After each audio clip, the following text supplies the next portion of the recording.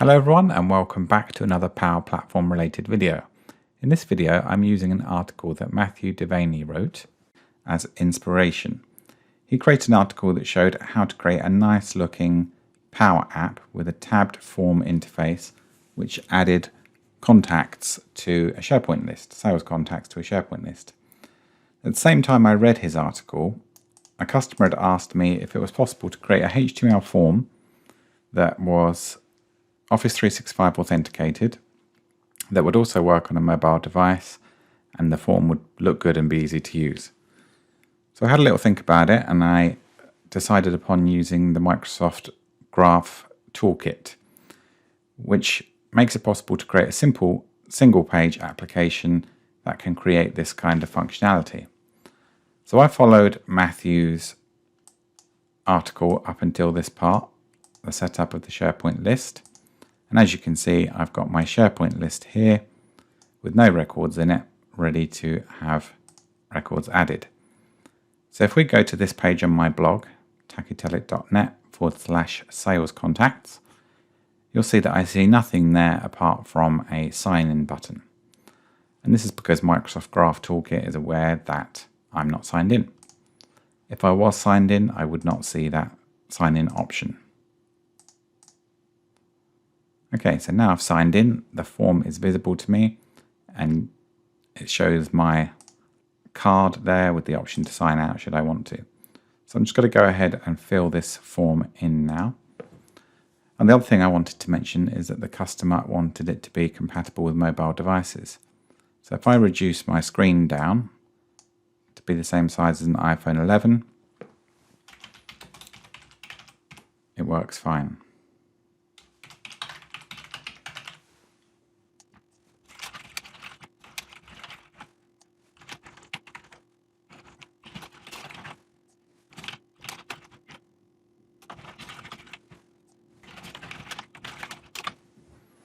Okay, so I've completed the form. I'll just press complete. And it says, thank you, contact Paul Marana has been added to the database. So if we go back to my list, I'll just refresh that. There is the entry has been added. And that is all without Power Automate or anything really, just the Microsoft Graph Toolkit. And this isn't very much code. And it would have all worked perfectly well on a mobile device because it is based on Bootstrap, so it would adapt to any device that was using it. And I could change the options here so this goes back to a new form submission if I wanted to. So let's just take a very quick look at the code. I don't want you to be intimidated by it because I'm no expert in this stuff, but I was able to build it in quite a short time.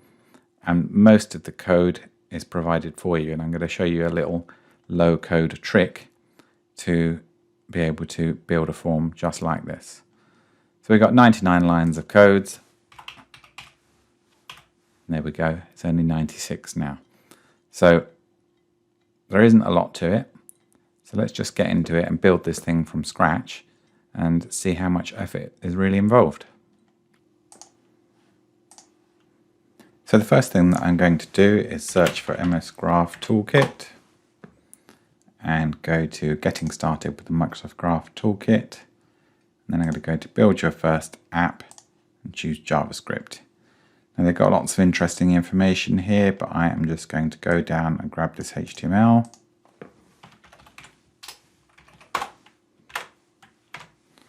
And save this onto my desktop.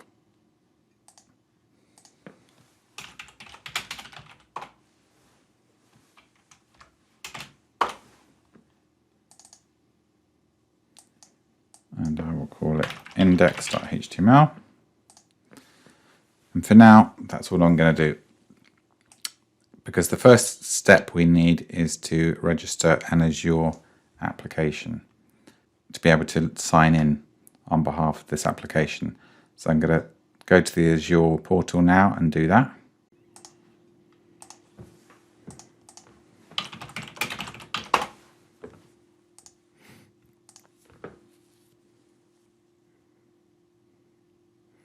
Okay, so I'm going to go straight into app registrations, and I'm going to do a new registration. I'm going to call this MS Graph Demo. Here you can choose who can access this. I'm going to choose accounts in this organizational directory only. And I'm going to say it's a single page application. And I'm going to set the redirect URI to localhost port 3000. I'm actually going to put another one on there as well, but I'll do that in a moment. And that gives us our application ID. So I'm just going to copy that and go back to Notepad and put that in there. There's not quite enough done on the registration yet for it to work. So the next thing I'm going to do is go back to the authentication tab, because this is only going to work when I'm looking at it from my local environment. So I'm going to add another possible redirect URL. I'm going to put in a folder on my blog. And I will put graph demo. Save that. And then I need to go to API permissions. It's already got user.read, which is the minimum it needs. And I can see that this sample shows the meeting agenda. So I guess that's the calendar.read graph permission. So I'm going to add that in as well temporarily, so that we can test the sample app. So I'm choosing delegated permissions because we want it to work as the user who has just signed in. So I'm going to go to calendars and then calendars.read, add that permission.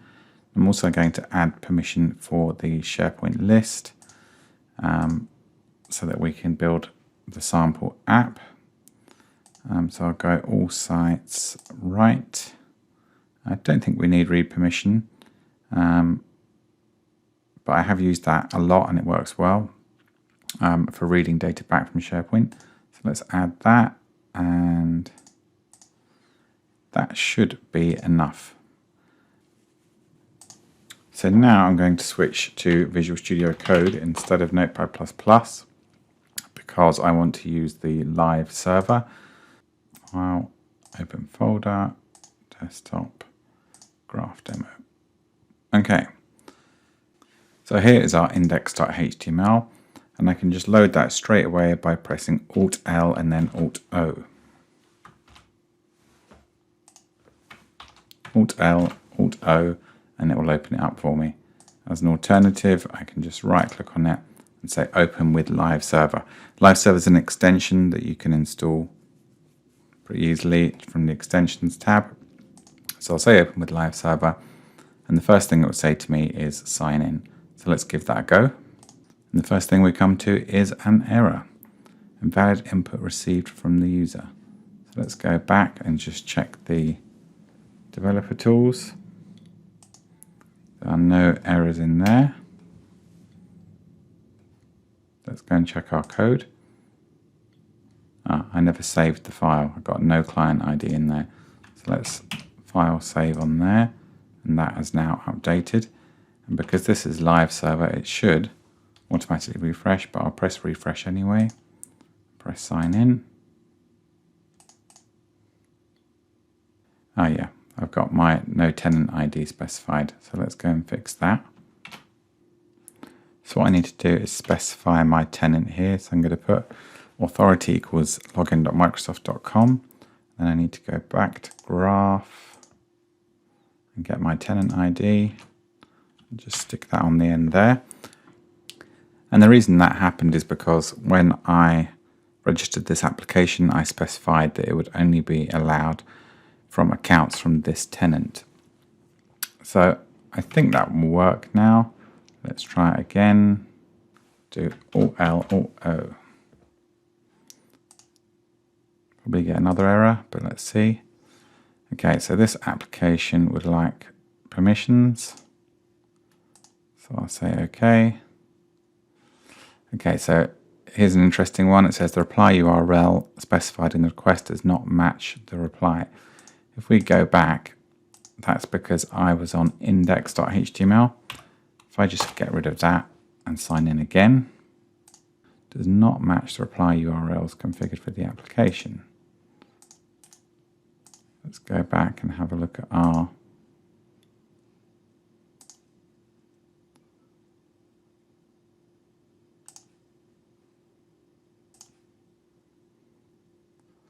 localhost 3000. It's because I put localhost and it's actually 127.0.0.1. What I need to do is change this so it's localhost.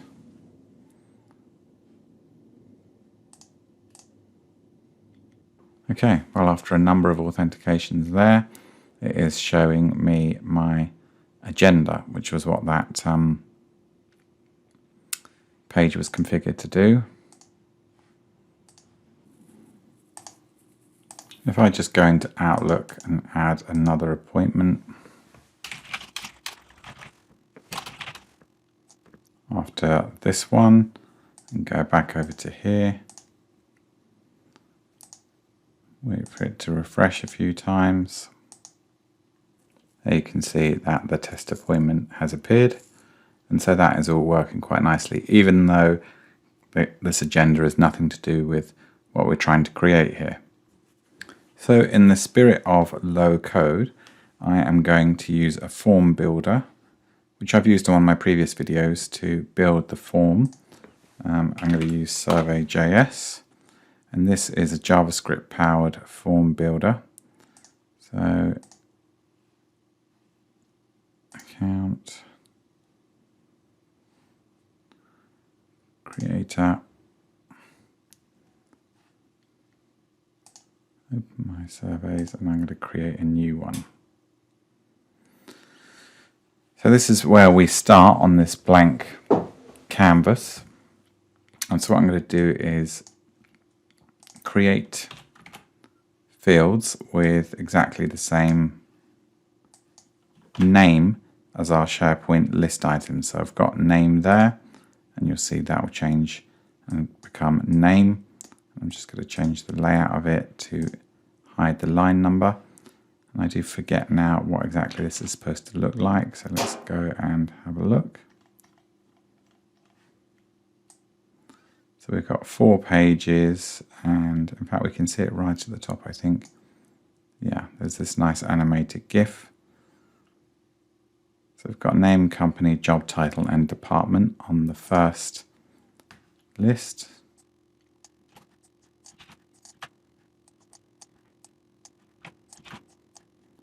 And this is important to get this name exactly as the SharePoint column name is named.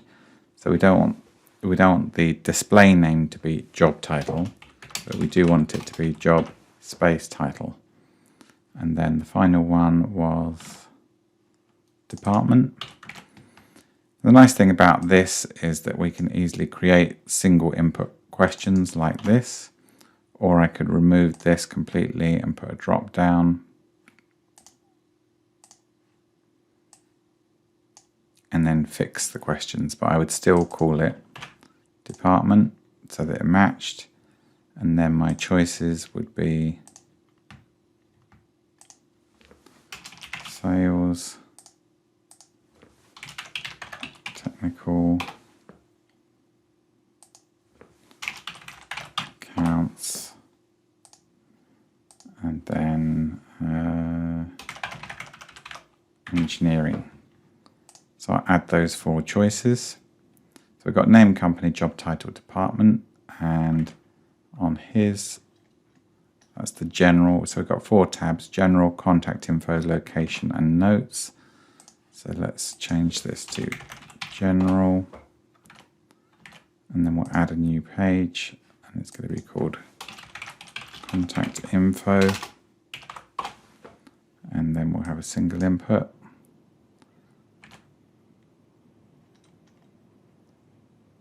Which is going to be office phone.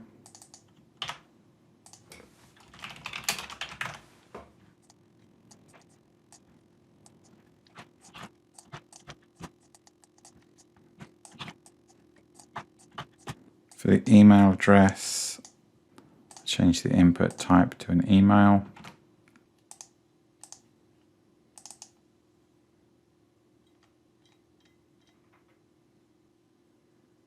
And so then we're on to the location tab.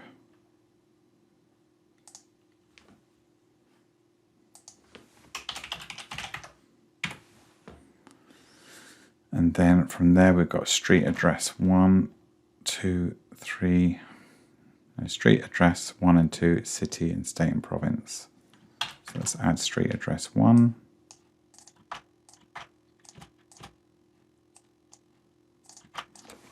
Street address 2.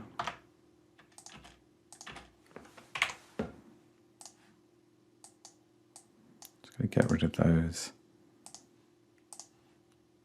question numbers. And then add another one.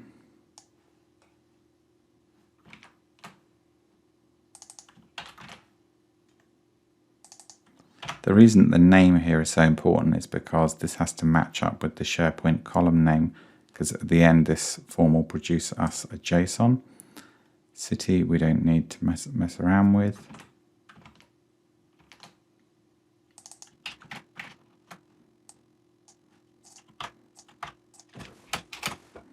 And then we've got another page which is additional notes. And then have that again there.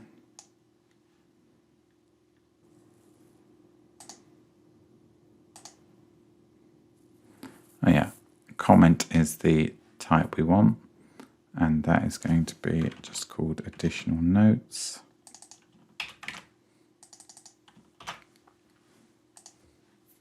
And then we'll change the title also. And that is really the core of our form done. We've got our 4 pages: general, contact info, location, additional notes. I am just going to change some of the properties of the whole form. We'll call this sales contacts. We should put in and then we can change each page.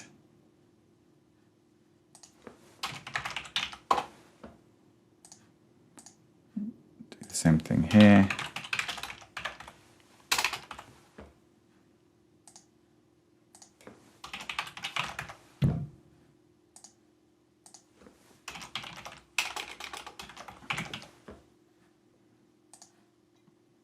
And then we will go navigation,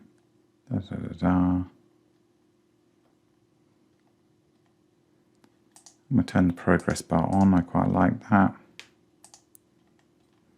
Okay, so let's just give the survey a quick test with this.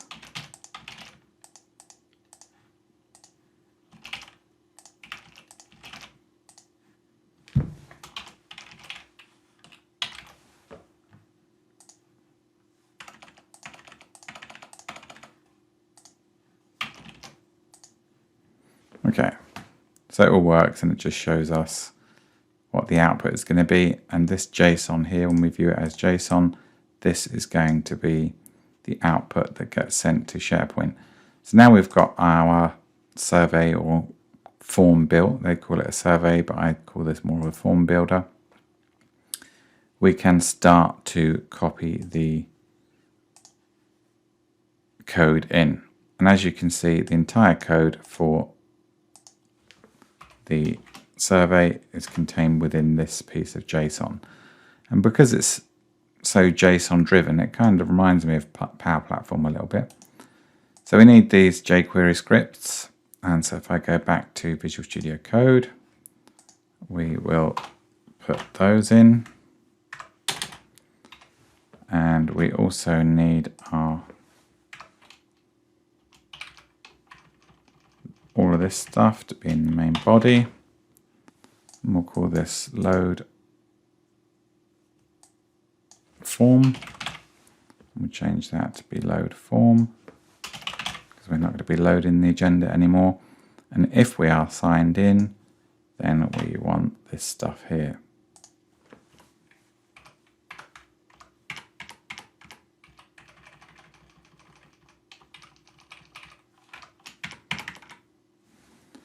And this is sort of the key line here. We're going to be changing survey send result. you can see when the survey is complete, it sends the data to the server, which is this function. I'm just going to comment that out for a minute and then just check. We do need a survey container as well. So we will put that there. Now, that's been done in a bit of a rush, so I don't know what it's going to do, but let's try an Alt-L and Alt-O. Sign in. It's that problem again.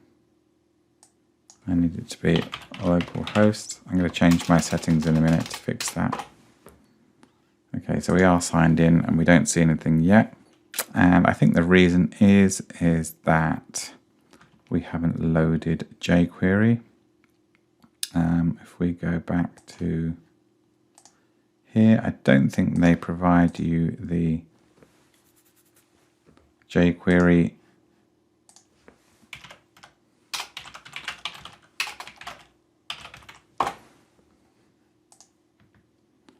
we want this jQuery min. We can go back to there and we're going to need to put that there.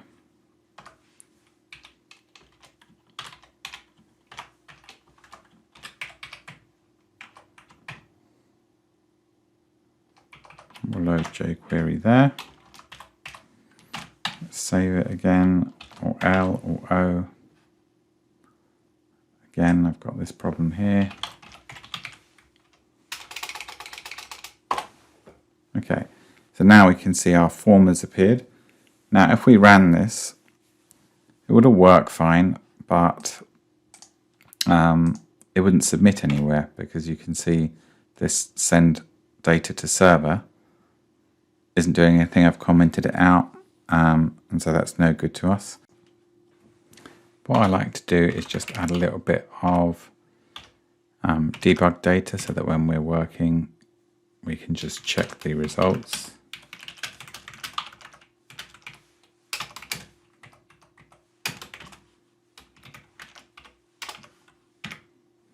And then it's going to be survey.data. And that would show us down in the debug console what the JSON actually to be sent to SharePoint is. And it's not actually going to be in quite the right format. We need to wrap it in like a fields element. Right, so we are almost there, but there are a couple of things more to do. And well, it's difficult to argue that they're low code, but let's just see how we get on.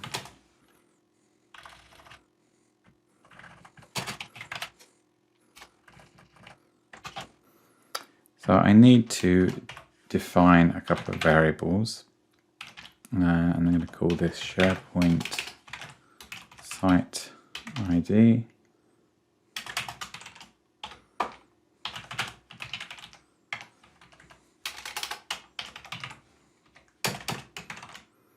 And so I need to get the SharePoint site ID and the SharePoint list ID. And that's two things I can never remember how to do. Hopefully it's in my autocomplete. It's like that. And that's the site GUID there. And then for the list, I don't know if this is the best way to do it, but I always go onto audience targeting settings, and then it's there at the end.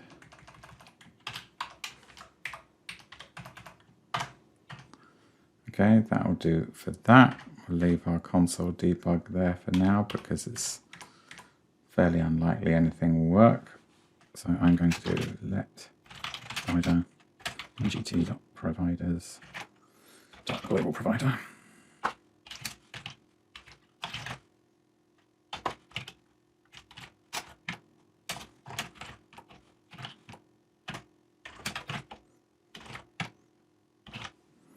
So this is just to check that we're actually signed in before we try and submit to SharePoint. It's just one last little check. So we'll do graph client equals provider dot graph.client. And then this is where we'll actually send the data off to SharePoint.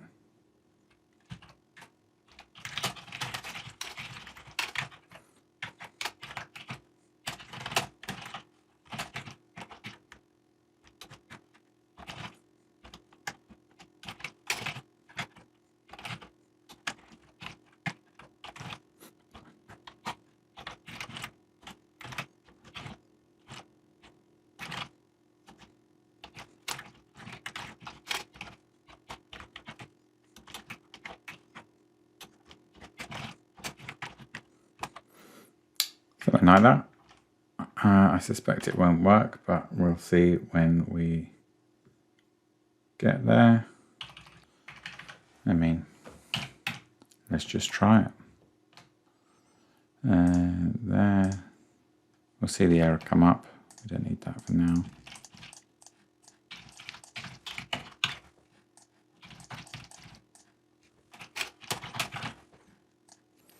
We haven't got any error checking, so the fact that it says thank you is not really very interesting. Although we didn't get an error. Here was our data to be sent. Let's go back to our contacts. Yeah, and there it is. It just worked. So it wasn't a bad test after all. So let's just go and,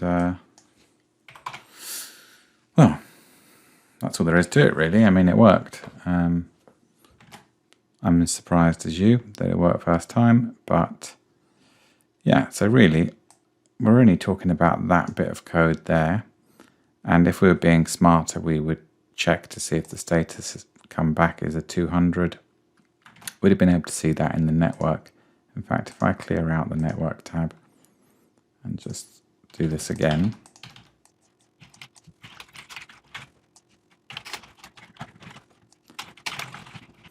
So before I press submit, if I record the network traffic and press complete, we'll be able to see what came through. So there is our 200 response, and here is our submission. And that's what was sent along, and that's what we got back, 200 OK. And then I suspect it's gone into here. So yeah, that worked out better than I expected. So as you can see, you can build forms quite easily. Now, this form is no good really because it is only accessible on localhost. There's no server requirement for this. This is just a single page of HTML with some JavaScript. So if I upload this to my blog, I forget what I put as the authentication URLs. Graph demo. I think it's that one.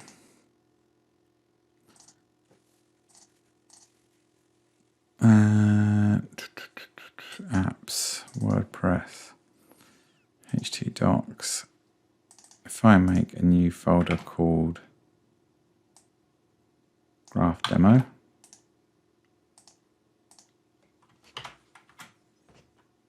and then get my file,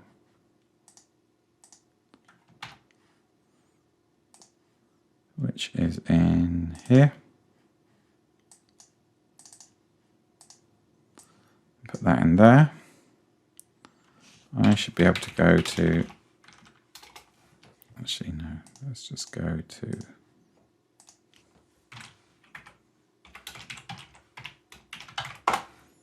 like that. Okay, so it immediately signed us in. It knew we were signed in.